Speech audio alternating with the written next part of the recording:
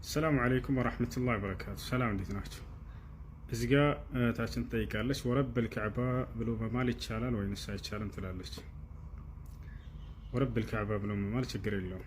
ትርጉሙ ወረብ الكعባ ማለት በካዕባ ጌታ አምላለሁ ማለት ነው። የካዕባ ጌታ አምላክ አላህ Subhanahu Wa Ta'ala ነው። በካዕባ መማል ይቻላል ወይ ከተባለ አይቻልም። ካዕባ ፍጡር ነው። በፍጡር መማል አልተፈቀደልንም። ነቢያችን ሰለላሁ ዐለይሂ ወሰለም ሐዲስ ላይ ሲናገሩ ምን አሉ? ላ ተሕሊፉ ቢአባኢኩም ወላ ቢአጅዳዲኩም መን ካነ ሓሊፈን ፈልየሕሊፍ ቢላሂ አው ሊየስሙት አሉ። በአባቶቻቸው አትማሉ፣ በአያቶቻቸውም አትማሉ፣ በማንም አትማሉ ካሉ በኋላ መማል የፈለገ በአላህ ብቻ ይማል፣ አለበለዚያ ዝም ይበል አሉ። በሌላ ሐዲስ ላይ ነቢያችን ሰለላሁ ዐለይሂ ወሰለም ከአላህ ውጭ ባሉ አካሎች መማል ሕክሙ ኩፍር ወይንም ሽርክ እንደሚሆን ተናግረዋል። ቃለ ነቢይ ሰለላሁ ዐለይሂ ወሰለም መን ሐለፈ ቢገይሪ ላሂ ፈቀድ ከፈረ ወአሽረክ፣ ከአላህ ውጭ ባሉ በሌላ ነገሮች የማለ ሰው በእርግጥም ካደ ወይንም አጋራ አሉ።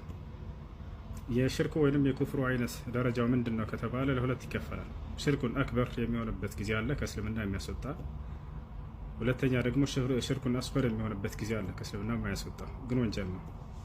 መቼ ነው ከእስልምና የሚያስወጣው? ከአላህ ውጭ ባሉ አካሎች መማል ከተባለ ያንን የምንምልበትን አካል እንደ አምላክ ነው ብለን ካስተካከል ነው ከአላህ Subhanahu Wa Ta'ala ጋር ይወታቸዋል፣ የዛኔ ሽርክ ይሆናል። لأن الشرك معناه تسوية غير الله مع الله في خصائصه. الله سبحانه وتعالى በሚነጠልበት ነገራቶች ሌላን አካል ማስተካከልና ማጋራት ይህ ሽርክ ነው።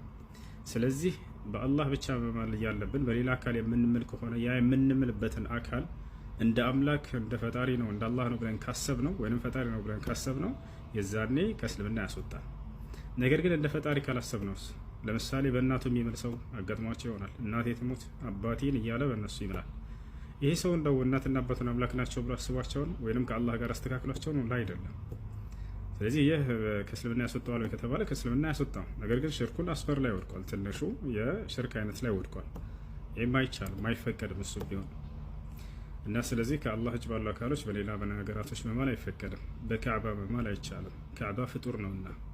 ወረቢል ካዕባ በካዕባ ጌታ እምላለሁ ካለ ግን ሰውየው የካዕባ ጌታ አላህ Subhanahu Wa Ta'ala ነው። ስለዚህ በአላህ እንደመማል ነው። አላህ በቁርአን ላይ ኢነማ ኡሚርቱ አን አዕቡደ ረብ ሃዚሂል በልደት አለቲ ሐረመ ፈሊየዕቡዱ ረብ ሃዛል በይት ይላል። ይቅርታ ሱረቱል